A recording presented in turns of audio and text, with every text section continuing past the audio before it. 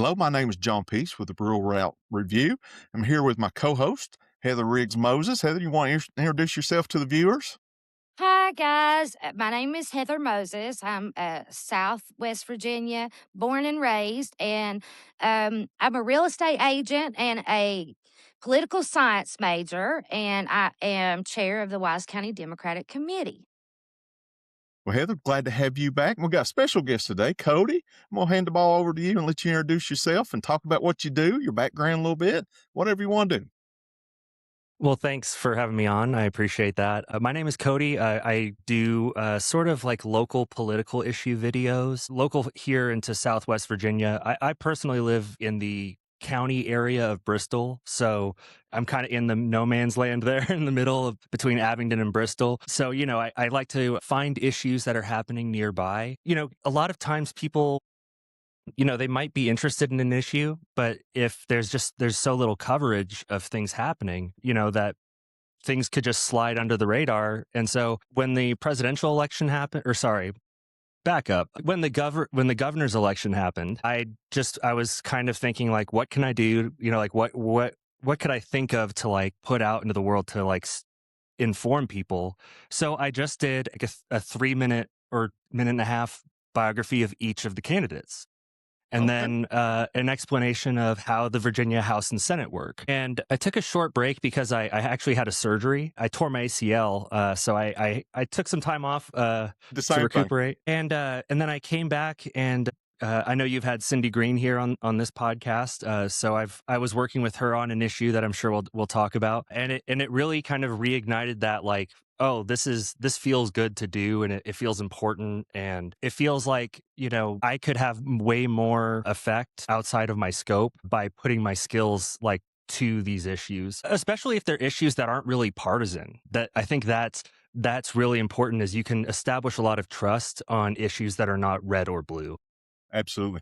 Well, Kody, I know Heather's background a little bit, but I'm going to ask her the same question because she does social media a lot. And Heather, tell us how you got started on social media. Well, originally it was just Facebook and me posting in my, because my Facebook wasn't public, just me posting to my friends what I thought. And this all started around the time of Donald's first election. And as time went on, the more that happened and the more that I researched about him, I just felt obligated to get the truth out to people on different political issues at the federal level and even some state issues. And so I just felt like the best way to do that and to reach more people would be through Instagram and TikTok. And I've had my Instagram for several years now, and it's under the same handle as my TikTok. They're under Democratically Inclined. And my Instagram is around 3,000 followers. My TikTok was around 2,000 followers from a year of being on there.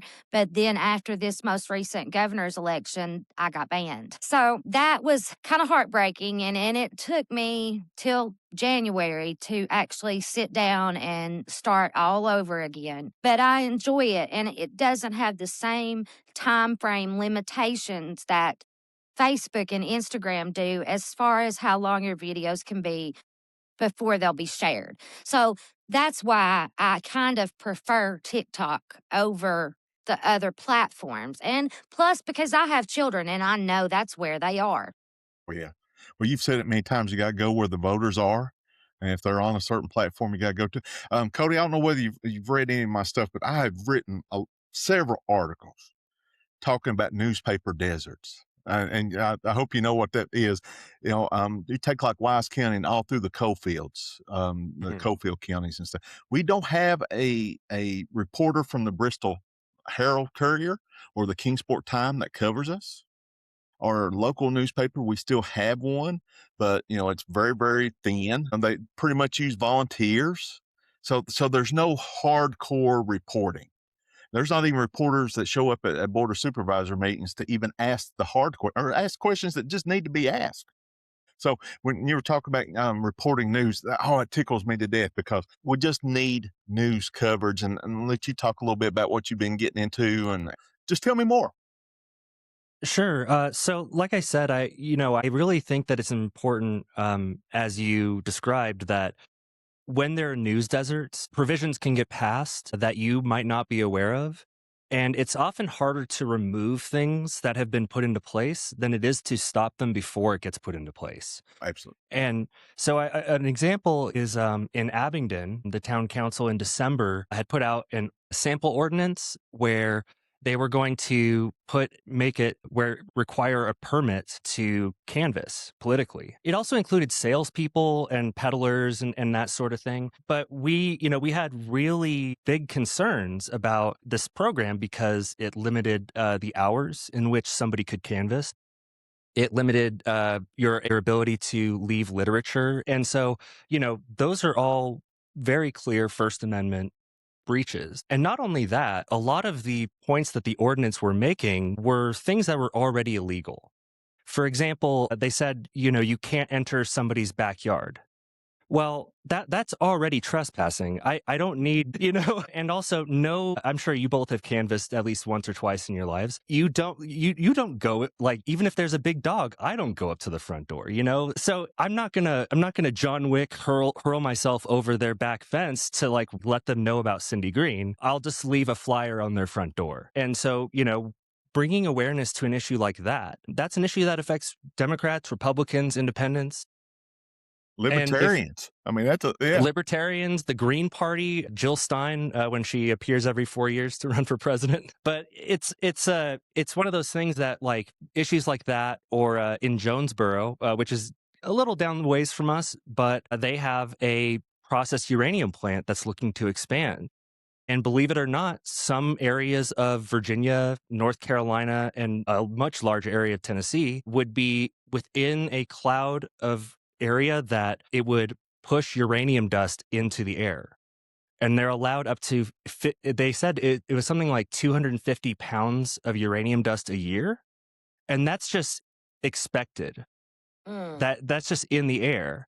And so, that's an issue that, you might not necessarily be as far on the environmental scale as like Donald Trump, let's say, who mocks windmills and other sources of renewable energy. But like farmers don't want uranium being spilled into the river, and if there's a flood or something like that, that could just cause real problems. And so I think it's good to get the trust of everyday voters when you are trying to persuade them on issues that are more partisan. Because if I can build that credibility of like, hey man, I'm not here to lie to you. I'm here to tell you what's happening. And that actually kind of goes into my further thoughts on how Republicans message. But I really like that you guys are also focusing on local issues and getting more cross pollination, between content creators and people that can provide their lived experiences, or their like, I'm not necessarily a native of Southwest Virginia, but I've lived here for the past 5 years. I spent my summers out here. My grandfather lives in this area. So, I'm very, my child was born here in Bristol. So we all have different experiences and we can speak to issues differently. But I think it's important, just to let people in this area know, like, hey, what's going on? What's going on in Richmond? What's going on in Bristol? To your point, I just kind of wanted to throw out there that Wise County is currently still trying to deal with the fact that they want to bring these data centers and these 3 small modular nuclear reactors here. And the public has been kind of left in the dark the entire time. And John and you both were speaking on news deserts. What little news we do have around here is owned by Nexstar, and I can't remember the name of the other big one. Sinclair. Sinclair. Sinclair, yes, that's it. Thank you, John. And so, even down to our local newspapers, what news we are getting is filtered through right leaning sources. And when we went out this past election and passed out flyers at the polling centers over the electric authority ballot measure, which, had it passed, was supposed to pave the way for the data centers and the SMRs. And luckily, we were able to defeat that. But now, the Board of Supervisors is trying to go around us anyway. But, if not for local folks getting out and pushing the word out to the people, nobody would have known what that ballot measure was about. And I'm sure they would have passed it. And Oh, it yeah. is going to be up to, the people to stop this because you are 100% correct. It is a hell of a lot harder to stop or to stop something that's already been implemented than it is to stop something that has been proposed. Absolutely. And I'll be honest with you, Heath, of all the people went into the voting booth, I'd say the majority still didn't even know what the utility referendum was about. And most of them had never heard about SMRs. And here's the thing, I'm pro-nuclear. I've always thought that was part of the green solution, safe and all that. I always thought that ought to be in the mix and stuff. But as soon as I found out that these were going to be first gen, experimental, never been done before, and I'm like, whoa, I don't want no part of that in my backyard. Mm-hmm. Give me something We that's don't want. tried and true, and we have a history with it, and make it safe and stuff. So yeah, when I first watched your videos, Kody, we'll get back on what got you started and how you've grown your audience because you got an impressive following. How did you do your outreach? Was it just putting out product and all that, or was you making connections, cross posting and stuff like that? So most of the issues that I've been learning about locally are either things that just have people that I know in the area, like we've mentioned Cindy Green. So Cindy Green's daughter was actually the person that brought it to my attention. Really? Okay. So just like being told about things that are going on. And the other issue is just like right now we're currently in a legislative session, so I've been kind of just combing through the bills that are going through to see if there's anything that would affect our area particularly. And so it's a mix of having people bring things to my attention or things like the ICE facility. I actually first learned about on Reddit the ICE facility that was proposed in Hanover County. And now you do know that's was very surprising from Hanover Board of Supervisors for them to turn that down, at least right Well, now. so Yeah. I did have to kind of make it brief on the TikTok, but if you watch their full statement, they make it very clear that they don't necessarily have anything against detaining people or that they're not against working with the federal government. Many of their concerns were legitimate, that it was, very close to schools and residential areas. So they were saying even if you wanted to do this is just a bad area. And the federal government kept them in the dark. The federal government kept the buyer or the current owner of the building in the dark. And so, if they had even just engaged the Hanover County Board earlier in the process, maybe an ICE facility would have gone in. And I think it's to our benefit that Trump has hired a bunch of just illiterate and knuckle dragging goons to implement their policy. Bullies. And it makes it so that even Republicans are scratching their head and going, why would Mm-hmm. you put a detention center close to, A a school. residential facility where families drive past it every day? That's bad policy. Mm-hmm. That's a bad idea. Well, I tell you what, we've had that same issue with as Heather brought up, the SMR and the data center. And trust me, data centers aren't necessarily evil itself. It's just if you give them too much and they don't pay their way, they cost taxpayers, local taxpayers, money, and with rate increases and stuff. And then been the extreme secrecy, the Mm-hmm. NDAs of not knowing what's going on and stuff with elected officials. So, and I know the Jonesboro issues had to have the same problem. Well, and to speak to the issues of electrifying, especially with data centers that you brought up, data centers have been causing people's electric bills to go up. And like you said, it's because of backroom deals that they make with electric companies. And then not only do we have that issue, right, that we have these data centers going in that take up a lot of electricity, we have an administration that has stripped federal funding for like solar panels on your house or things that could help reduce the cost on the other side, as well as just treating those technologies with superstition and suspicion.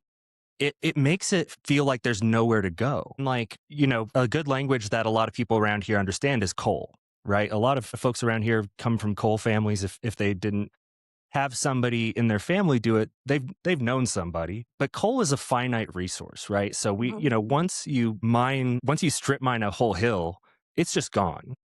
We can't use that. But things like solar panel and wind, those are things that are now getting super cheap and could help offset things like data centers. But we actually had a solar farm here in Washington County that got denied because of public comments, largely misinformation, and disinformation. Again, bringing up suspicion around, hey, we could do data centers, but let's make it easier for people to get solar so the offset cost doesn't hurt them. Yes, You absolutely. know, Like, it's funny you mentioned that because I was just reading 2 or 3 days ago that in 2009, and this wasn't out of an article I just pulled off Google. This was out of a peer-reviewed textbook journal entry. In 2009, to build a solar farm was 223% more cost-wise than building a brand new coal-fired plant. Now, in 2025, that cost has been completely flipped on its head.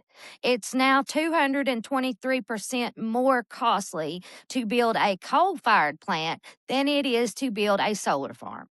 So you hit the nail on the head right there about the reduction in cost of solar and how it is being ignored by this current administration. well, that's the federal administration. Governor Spanberger's administration is actually working to make rooftop solar or balcony solar much cheaper and legal to be sold here in the Commonwealth. Again, but that's a Democrat putting forth that policy, right? And we need to get people elected into office that are putting forth these common sense policies, because that policy that I just recommended, right? That, hey, we'll allow some data centers to go in if maybe we could get solar installed on apartment buildings or on top of people's houses. That's investing in the community. It's helping reduce their costs over time. That's not me as a screaming leftist with blue hair and a nose ring trying to turn everybody vegan. That's Oh, that's economic a development. common. That's Exactly. economic development right there. Yeah. Yeah. And we have And to have that, because as the coal industry dries up, we have got to provide good paying, stable jobs with benefits to our residents so that our children don't have to grow up and leave to find a decent job.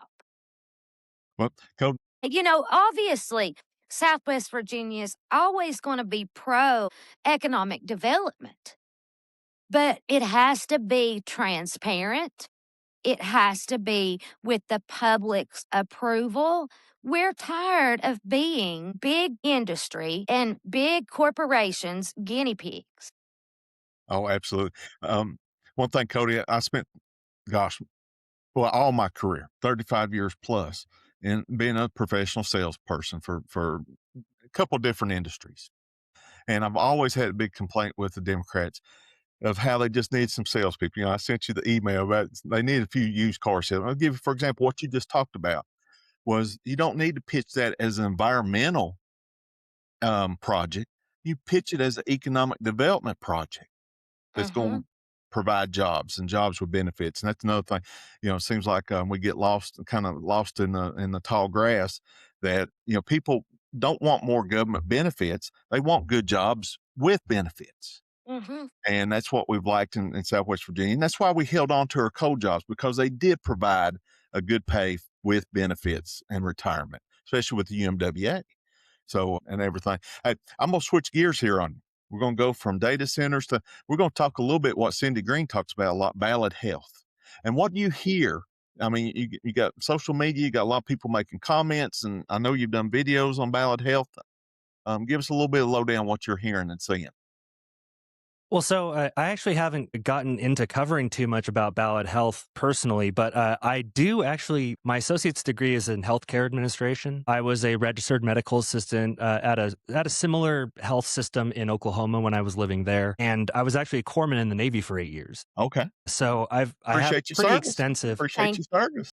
Thank you all for paying your taxes. But, so I have a lot of experience of basically the military has socialized medicine.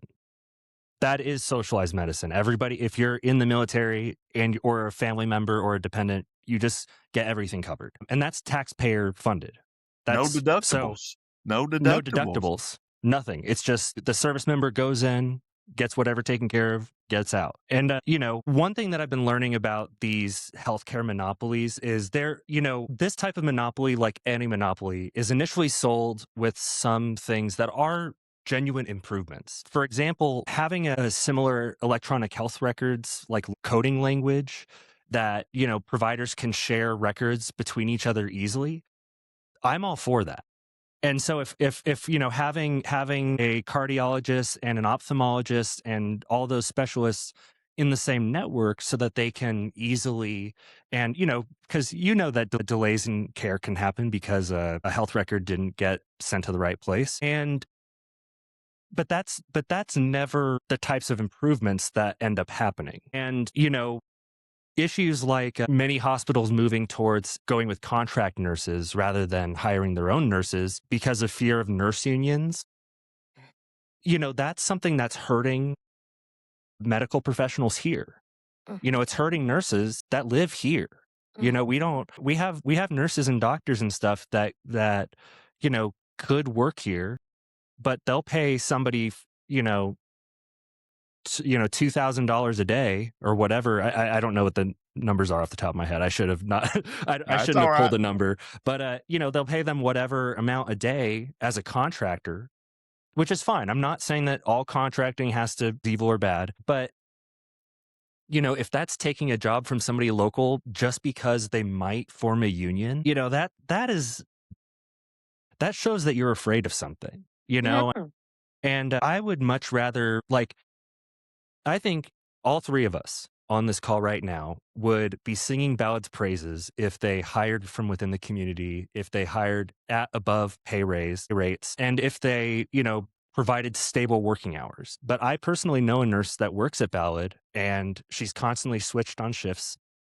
She's constantly having to deal with new contract nurses that come in. So there's oftentimes issues with continuity of care. And so you can see how these decisions that are made at the top about staffing, paying very, not very competitive wages, scheduling people below full time so that they don't have to provide benefits. Those types of practices make us not like them and make us, speak against them. And I don't know, I think we would be singing their praises if they hired from within the community and paid people well. But they're choosing to run from a defensive place and they got to protect their bottom line. And that's hard. It's hard on the community. But what's scary for me, I don't really know a family in Southwest Virginia that doesn't have a valid healthcare horror story to tell. Mhm. Now, we have friends and family that work for Ballad. There's good people that work for Ballad.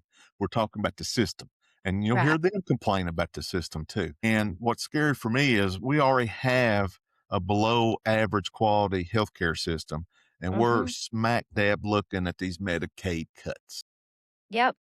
and what that's going to do for our healthcare system. I mean, we were having problems with getting quality healthcare to begin with, and now we're looking at massive cuts. You And know, it's funny you mention that, John, because the biggest identifier of life expectancy for any person in the United States is their zip code. well, And that is just simply because of the access to healthcare. yeah, and And quality healthcare. yes, access to quality health care. That's it right there. And these Medicaid expansions are what kept our hospitals and our clinics open and providing jobs for the community and providing care. And when these cuts really start to hit them this year, I fear that Lee County is going to be the first hospital to go, and it's just going to continue onward. And I don't care how much money you have in your bank account.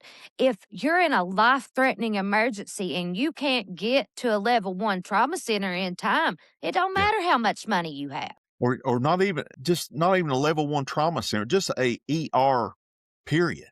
Just a And decent one. Yeah. yeah, in our recent recent history in Southwest Virginia, Lee County was closed, and we worked very hard to get it reopened. And Dixon County was closed for quite a while. And just think about how scary it is to have a heart attack in Hayside, Virginia, in Dixon County, knowing you're looking at maybe an hour and 15-minute drive just to get to the nearest ER, or in Blackwater, Virginia, in Lee County, and you're going to have to drive an hour or more just to get to an ER.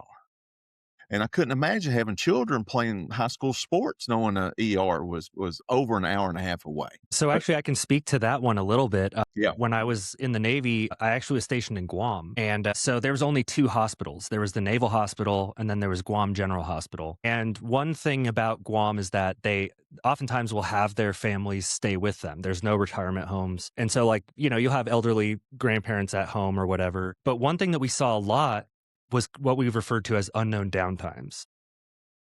And what that means is family went off to go to dinner or go to work. Dad comes home, grandpa's on the floor. You don't know how long he's been down. We call an ambulance. It takes 15 minutes for the ambulance to get from either of our hospitals to them. It then takes them 15, 20 minutes to get back to the hospital for us to do any type of, resuscitative care. By that time, it's been at least an hour. With 15 minutes there, 30 minutes there, just, maneuvering them out of the house. A lot of people in Southwest Virginia live in, very small houses, have, or maybe have, mobility issues, from, working your whole life. And it can be hard to sometimes get people even just out of their apartment, or, having an EMT, having to just carry people down multiple flights of stairs, that there is just time wasted. So, it really does affect people. It really does. It affects our quality of life. Well, Kody, I told you I'd keep you about 30 minutes. I want to keep my word. So talk a little bit about what all platforms you're on, what's your handle, what you got planned. I know you said you were going to cover more news, and any other plans you got going forward on social media. Yeah, so I'm not on any Facebook platforms, but I'm on TikTok, YouTube, and Blue Sky. And another one that just started recently is called Skylight. Okay. It's kind of like another alternative to Instagram and all that. Blue Sky is currently the fastest growing social media platform in the United States. So it's definitely not something to ignore. I think there have been a few candidates that I've been watching that have sworn by using it. So it's something that I'm focusing on. Everywhere I'm the story of Kody. It was originally the story of Kody, but that's another story. We'll do another show on that one.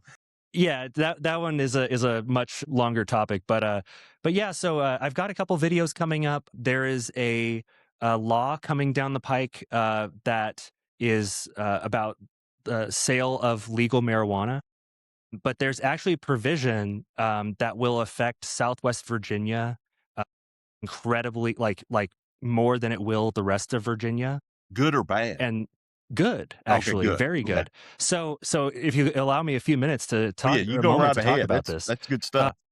So basically, one of the ways that the Virginia legislature is looking to reinvest in the community by legalizing the recreational sale of marijuana is to help areas that were affected by high policing.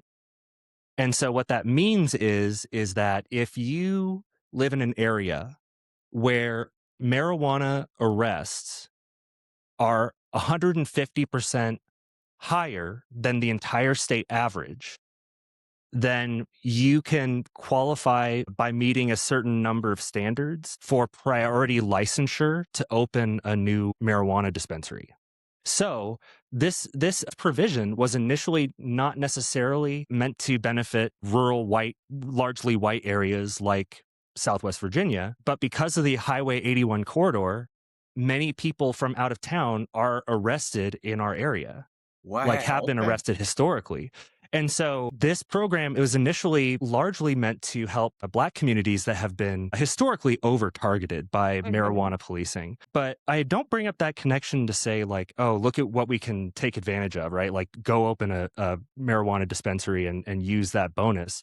But That's to show you that like we have way more in common with each other. People in similar communities that are marginalized, people that have to, work 40 hours, 50, 60 hours a week across two jobs. Like there's like we are policed for marijuana just as much as the people that are targeted over the general population. That Hmm. should tell you something. That's all of us. We're in it more together with them than we are with the rich politicians in Richmond. And so like that's something that I think is really important. And I don't think BJHL 11 is going to cover that type of story in this No. way. And I am definitely a Democrat. I'm definitely on the left, but I'm not presenting it as like, hey, this is what the liberals did. And so I think that there's a way to sell it, sell the benefits of this to working class folks. And that could be like, hey, do you want to start a business? Yeah, Guess what? I got the ticket for you. And we could help people like make their own jobs, like help them support themselves. Like that's the best thing we could do for this area, for sure. Think you hit the nail on the head right there with it's not about liberals versus conservatives. Of course, I am a Democrat because, I felt like my belief system did not align with the Republican ideology. But more than anything, I am for fair wages for working people. John says, work boots built America. And, I always said if we could get the working class people of this country to unite against the true enemy of the people, which is the 1%, we could take back our power because it is we, the people. It is up to us. So, I think that if we stop talking about right versus left so much and just focus on the working class people, because what helps one working class person is going to help the next working class person, no matter their political beliefs. and let me tell you, if you're drawing a paycheck or you're living by a paycheck, you're working class. It Yep. don't matter whether you're a doctor or a lawyer, you're still just earning a paycheck, and you're right And with us. that's another one is somebody commented on one of my videos saying that Democrats were raising taxes. And that is true. Democrats are raising taxes in Virginia. But do you know who they're raising taxes on? People that make over $600,000 a year. We're not even talking about people that make 120K with their cushy job at Food City. That might be rich compared to like even what I'm on disability. So $100,000 a year would be like rich, but even that we're not talking about you.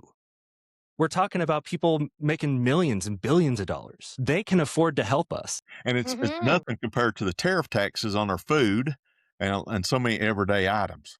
So, I mean, it's not even a fraction and stuff. Well, Kody, appreciate having you on here. Hope you'll come back and visit us, especially keep us up to Yeah. Absolutely. date on some of the news articles and stuff. And then I'd love for you to come back and do another show and we'll kind of get more behind the scenes on the social media stuff and how we can work together more. Sure, Heather does a good absolutely. job on that. And, I love this word. I'm Generation X. I'm the old person here and have younger generations on here. And we got to do more cross posting. So we reach those independent voters and those mega light voters just to get content in front of their eyeballs. I tell people, Absolutely. yeah.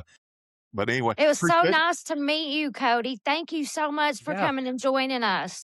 Absolutely. Thank you so much for having me. And definitely make sure to follow everybody here at the Rural Route Podcast.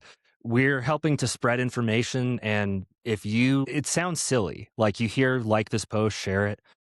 It really does help. It's a It free does. way that you can help promote things. And definitely, I appreciate y'all having me on. Thank you very much, buddy. Appreciate it. Thanks.